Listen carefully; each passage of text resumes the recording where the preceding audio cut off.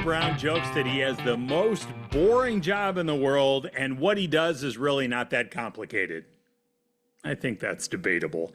But we do know that Dave's life could get more complicated, maybe more interesting too, depending on what happens in that general election in November 2024. Hi, and welcome to the American Farmland Owner Podcast. I'm Dave Price. Dave Brown is the president of IPE 1031. It's a West Des Moines, Iowa-based firm that specializes in Section 1031 exchanges. See why they call themselves IPE 1031? Well, that IRS provision can be used in a variety of transactions, but we will focus primarily as it relates to agriculture. We'll talk about what happens if political priorities nationally governing them change, but we will begin with a little 1031 101. What are these 1031 exchanges all about? When can you use them? And why did Dave decide to make this a professional focus? 1031s, that's a sexy career, right? How'd you get into this? Incredibly sexy. I always say that the most boring job in America. In all seriousness, with respect to landowners and brokers, it's pretty foundational and remarkable tool for land investing. But yeah, how did I get into this? I always joke I'm a recovering attorney. Started the business in 2003, actually a former prosecutor back in the day, but had an entrepreneurial spirit, and so 20 years ago began this business, helping folks exchange all kinds of real property assets, farmland, office, retail, any investment property can be exchanged. But yeah, just stepped out of the legal world and into tax and real estate and helping folks defer taxes. So that's where it began. And if folks get online and notice your website, they will see that another employee shares your last name. She does, yes. So Katie is my wife and partner in the business, and we actually met in law school. And so as we're discussing, we started out professionally, from day one in our marriage, but it's been a great relationship. And we have a couple of incredibly smart and talented attorneys on staff as well that help out with the business. But yeah.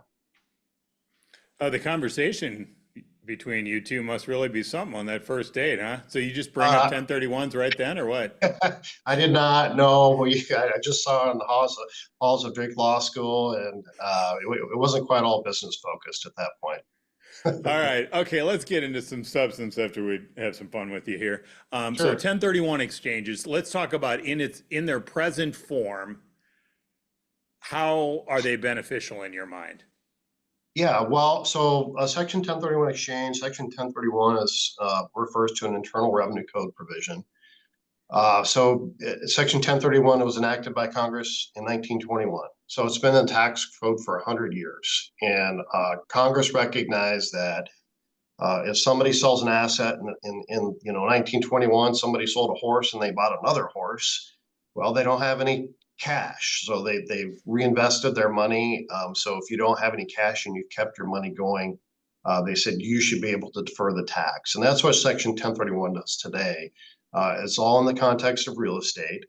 Again, Congress recognizes, and it's survived 100 years of tax reform, because if somebody's selling a farm and they're reinvesting those funds into another farm, and they have no cash, they haven't pulled out any cash or paid off any debt, they want to incentivize and allow folks to go into more appropriate investments by keeping that capital working within the system. So Section 1031 is that tool, for landowners. As an example would be farmer or landowner owns something that's 20 miles away from their home operation. 80 acres comes up for sale next to another tract that they own. They can combine and maybe have a larger tract, 160 acres. So they would sell that 80-acre parcel of ground, trade into the replacement 80 acres. And because they've, basically, and they're in the same economic position, the IRS and Congress says, let's allow folks to do that, keep their capital in their operation, keep things flowing. So that's the basic premise of Section 1031 is to, real estate's an illiquid asset. It's not like a stock or a bond or anything, of that nature. So, whenever you sell something, unless, you want to pay the tax, that's going to take a tremendous amount of capital away from, somebody's operation, whether in a real estate, any real estate can be exchanged. So office, retail, storage, golf courses, vacation homes with limited circumstances. But, obviously with American Farmland owner, we're talking about farms and ranches. So it's a tool to keep, your investment, liquidity, capital in your operation and exchange into more appropriate assets. So how complicated is, I appreciate that you've done this for a while, but the concept of it, how complicated is it to know that whether that what you're eyeing and what you're wanting to sell, how that's going to work, that swap? Well, I don't know that it's complicated. I think the market has become really mature and knowledgeable about 1031 exchanges. So investors, I think, are generally aware that, if they're selling something, they need to replace that property with something else if they want to defer their tax. So oftentimes, they'll pre-plan. They'll, pick out what they want to buy and sell, enter into purchase agreements. So, a large percentage of the time they have, they know what they're going to go into for replacement property. Otherwise, just say is there, somebody comes up for sale, says, hey, I want to buy this from you. It wasn't a planned sale. Mhm. And I want to close, today is July 23rd. They say, let's close September 1. So, in that case, the closing date's the date that controls. And so they would have 45 days from September 1 to pick out a new property and 180 days from September 1 to actually finish the transaction. So, in its simplest form, you're selling, you're closing, you have 45 days to pick out new property and 180 days to wrap up the transaction. Our company specializes in handling the IRS process and walking folks through, the documentation and the planning. So, without getting bogged down into documentation and details, it is pretty simple, with the right resources and advisors, walking you through it. And you don't have to worry about, I own in Colorado, I've got to find another property in Colorado. That's exactly right. Any U.S. property can be exchanged for any other property in the U.S. So it's statewide. It works. You can't go foreign to U.S. or U.S. to foreign, but absolutely, it's a federal provision. Most states, for state tax law purposes, follow Section 1031. There's a couple out there that do not, but generally speaking, it's applicable everywhere. Okay, let's mix politics into this. And this is where it gets a little bit complicated, but we're talking about next year's federal budget potentially. And of course, as we talk, President Joe Biden has said that he is not running for reelection again. Now his vice president is, so we'll see if any dynamics change here. But there have been some ideas here, some limits proposed on 1031 exchanges, maybe with some caps here. Maybe $500,000 may be the cap for individuals. Let's There's several parts we want to get into, but just looking at that cap, what would that do to the whole industry, do you think, by affixing that on there? Well, I mean, a cap of $500,000 on exchanges would be tantamount to repeal. So, when you factor in just in Iowa, and again, I think this applies to, farms and ranches nationally. In 2000, the market cap of Iowa farm ground was $30 billion. Today, it's $360 billion. So, I mean, in today's world, you cannot exchange. I mean, in very few examples, there's a few, but it would effectively eliminate the ability to exchange ranches and farms just due to that cap. And beyond that, really 1031 is an incredible driver of the economy. And the reason it's survived tax reform after tax reform is because of its stimulating effect.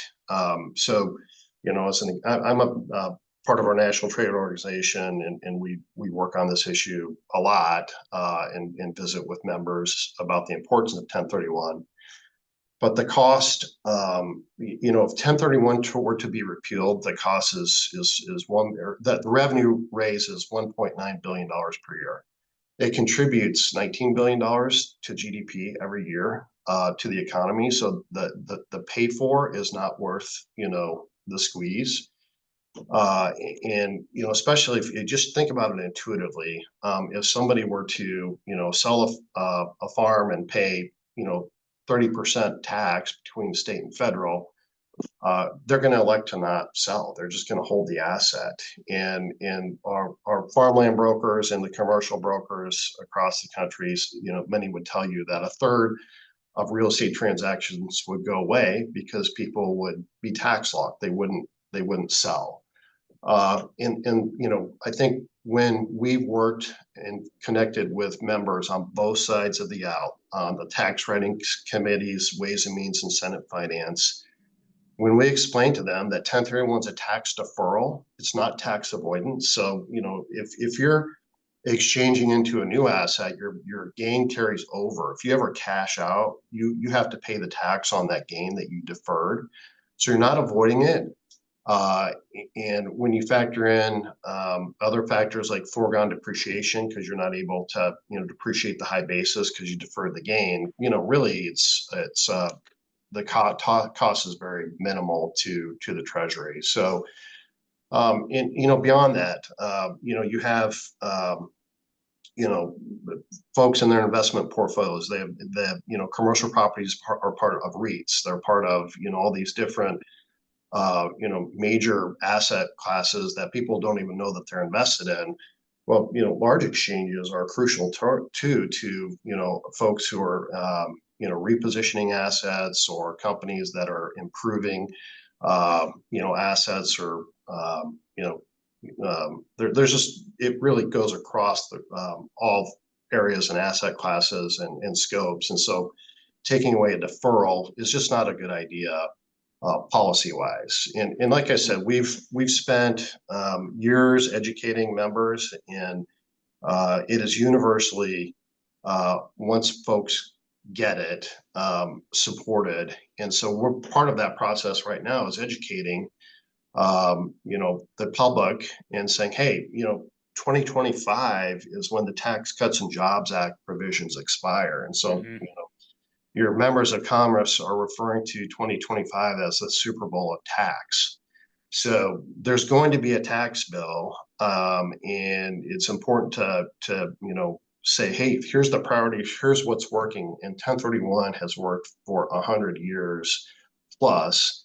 And so, I mean, we're educating. We feel like we're in a good spot, but on both sides. So the Republicans have targeted 1031 before, as has the Biden administration, $500,000 cap. I mean, this is both sides that we have to educate, because inevitably when they're trying to figure out ways to pay for other proposals, they're looking for tax provisions. And 1031 is it's budget dust in the grand scheme of where they're at, and especially when you factor in what it does for GDP and the economy.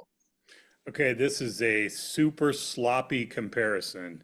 So give me a little latitude here, Your Honor. But my father is a divorce attorney, so we talk generically about some of these interesting cases that he deals with. But Sure. let's say, I'm going to see if you can follow this analogy, if it makes any sense in the world. Husband and wife, especially married for a while, they own a business together, they're getting divorced. This is where it gets funky. If the business wants to continue, perhaps just one of the two of them will be part of it. and you're not talking about capital gains here in this sense, but it can be a bind for this couple in that the one who wants to keep the business essentially would have to buy out, let's say, the other spouse. And that's where this kind of cash crunch becomes a thing, right? Because if they don't have those liquid resources, there's no way to do it. And in some cases, they end up having to sell the family business. And so I told you this is going to be a real stretch here, but my in-laws are on their way to come visit, so he's on my mind. But Yeah. but that's sort of one of the arguments for why 1031 exchanges are necessary, right? In the sense that if you want to do that one for one here, if you were forced to pay cap gains on that first sale and come up with that cash, there are folks who can't do that. That's where it kind of grinds some of this to a halt. Does that make any sense? Yeah, that's exactly right. I mean, we see family farms, your parents will pass it on to siblings, and one sibling wants to stay on the farm and acquire the home piece, and the other siblings want to go into some other asset. So, sort of taking it to, that example, which we see a lot in agricultural scenarios. 1031 is a tool to allow the sibling who is farming to acquire a tenant in common interest from their siblings, and then siblings can go and exchange into something else, which could be in another part of the country. It could be a different business use asset that they might want to utilize, but it definitely facilitates transitions, and allows folks to keep that capital. To your point, I mean, if somebody's selling a $500,000 farm, and let's just say their basis is $100,000, and the basis was the original investment. That's what they paid for it. You don't have to pay tax on your basis, so your gain is 400,000. So if you're paying, um, a big chunk of tax on the $400,000 gain. I mean, if it's 25%, that's $100,000, or it could be $130,000 at a third if there's some depreciation recapture. I mean, pulling that capital out of the farm or the business operation in your context, it really sucks a lot of the opportunity away. And one thing I would tell you, you can't exchange business interests. So, in your example, it's important to recognize that 1031 is limited to real estate, but let's just say that there was, and all that stuff would be dealt with, uh, within a decree. So it's not necessarily applicable to 1031, Yeah. but with families, it's a great tool to facilitate transitions. So as we're talking here, it's the summer before a big election. You're talking about a presidential, you're talking about tight margins in the House and Senate. And, we'll see which way this goes. So how much, when you're helping folks plan out here, how much does that uncertainty plus the massive the Trump tax cut bill that went through in 18, I think it was. So as that sunsets, like how do you figure in all the uncertainty? Is there kind of pressure, hey, let's get these things done? If you're thinking about doing it, let's get on it, or what? Yeah, well, I think there is certainty with respect to capital gains taxes. Those rates are not going to sunset in 25. So it's the individual tax rates. That's what everybody's, looking to make Yeah. adjustments. But what they're going to do is try and raise money to pay for, whatever additional proposals. But from a capital gains tax perspective, that's not sunsetting. We are where we are. So, you've got your, 15% in one bracket, goes up to 20% over a certain amount. And then there's potentially the net investment income tax at 3.8%. And then you've got state fed tax, which, as we know, the Iowa legislature dropped it to, I think it's 3.8% coming up in 25 or close to that number. But then you can have 12% plus in California and New York and some other spots. So, I think as our objective is, hey, 1031 is great the way it is. We don't need to change it. I mean, in any fashion, it's worked for decades the way it is. So let's not fix what's not broken. But when sort of the analogy to the Bush tax cuts that sunset in 2012. So you had 15% capital gains tax rates that were going up to a much higher rate at that point. Mm-hmm. That was a massive selling opportunity for folks, whereas now that's not really changing. Um, we're pretty status quo with respect to capital asset tax rates. Remind me about the Trump tax cuts on the corporate side, on the capital gains side, was that 27 when those were sunsetting? On the corporate rate, I'm going to embarrass myself. It's like 20, isn't there? 20 for 21 or something for corporate. Yeah, that's where it is. Yeah, because it went Yeah, 35 to 21. Yeah. yeah. I mean, I think folks are looking to not. Well, that would be a target for sure by with the Democrats Hmm. if that administration gets And in. they've talked about that, or at least when Biden was the candidate, they talked about bumping that up. Yeah, and then individual tax rates go up to I think 37 to 39 if they sunset. Yeah, and Um, it's hard to think that the Democrats are gonna eliminate all of those let everything expire on the yeah, personal well, side.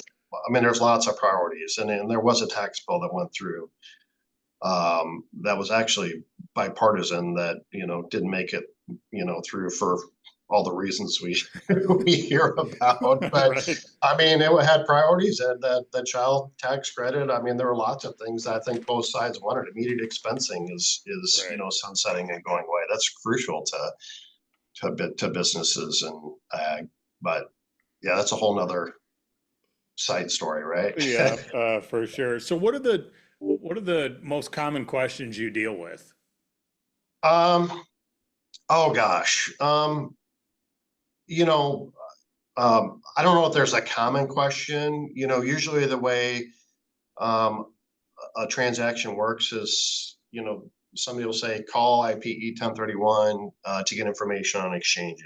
Hmm. So when we receive a call, we start from the beginning. I mean, and maybe that's the easiest way to answer this is I start asking questions so that, we can get information about what their plans are. So what are you selling? How much are you selling for? What's your tax? What are you looking to exchange into? Getting some of that basic information to make sure they're thinking about things the right way and guiding them through the process. That's what we do. And then checking for red flags. And in many cases, and we would say it's crucial for exchangers, anybody who's contemplating exchange, talk to your tax and legal advisors to make sure that they're understanding, what's happening. We can check for red flags and point them in the right direction, but we can't provide tax and legal advice. So we're the gatekeeper administering this process, but we definitely can add value in terms of saying, hey, have you thought about this? Go talk to your attorney or accountant. But we help put the puzzle pieces together. One question, common misconception, and something to think through is I mentioned how any real estate can be exchanged for any other real estate as long as it's held for investment or used in a trade or business.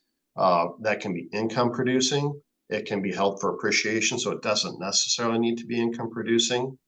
Another question is, hey, if I buy a farm, do I need to buy a farm? What does like kind mean? And like Yeah. kind is a definition in the code. Well, like kind in a 1031 context is any real estate for any other real estate. So you could trade out of an office building for a retail strip center, or a farm for Hotel. multifamily complex. So any real estate can qualify for any other real estate. Other quick ones. A lot of folks think you can just defer your gain, which is not the case, and not pay the tax. So, say that somebody was selling for, $400,000 and they had $100,000 gain, and they're thinking they can just exchange into $100,000 replacement property. That doesn't work. To defer all your tax, you have to buy as much or more than what you sell for. So sell for 400, buy for 400. You don't have to fully reinvest, but what you don't reinvest is taxed. Yeah. Uh, and other easy things. When folks are negotiating purchase agreements, you need to make sure there's 1031 language. We have some resources on our website that sort of go through the nuts and bolts and basics, the simple questions that we often refer folks to. Let me give you a hypothetical here to kind of illustrate this. Let's say you own a farm in Iowa. Grandma and grandpa own one in Nebraska. They pass away. There's nobody right there who can take over. You would prefer contiguous property, and let's say neighbors next door have put theirs up for sale. That's kind of your ideal sweet spot, right? So you can be conjoined. Right. Explain how you talk to these folks about navigating that. So you're going to Well, you're going to work it with grandma and grandpa's old property. So we've inherited grandma and grandpa's property Correct. as a beneficiary. Okay. So lots of things that immediately pop up to mind. First and foremost is there a stepped up basis? So one of the questions when somebody passes away is if grandma and grandpa bought the farm for $100,000 in the 50s, Yeah. and now it's worth $1 million, the heirs inherit the property at a stepped up basis. So if they sell, once it's inherited, their basis kicks up to $1 million, so they would not pay tax on that sale.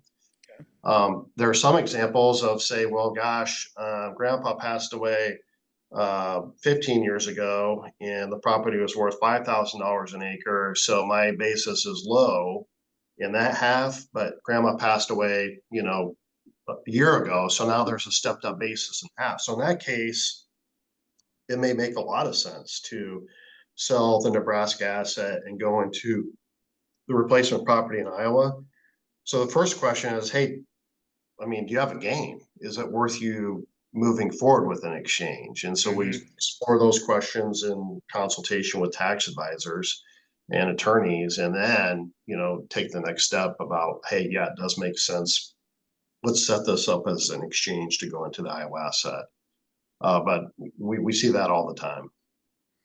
Okay, so I appreciate that you say this is not complicated, but we just hit you with an example on the fly, and you already talked about the moving parts you got to look at. So Yeah. let's appreciate that it takes a dude with 20 years of experience to try to unpack some of this. Yeah, well, I appreciate that. Thousands of these deals we've been through. So even a guy like me, after thousands of exchanges, can figure it out. Well, we appreciate it. Thanks for the tutorial. A lot of things to check through here, so we appreciate it. And you eloquently danced around the political implications of everything brilliantly. Well, you have to these days, right? Exactly. Hey, thanks a lot. We appreciate it. Absolutely. Take care.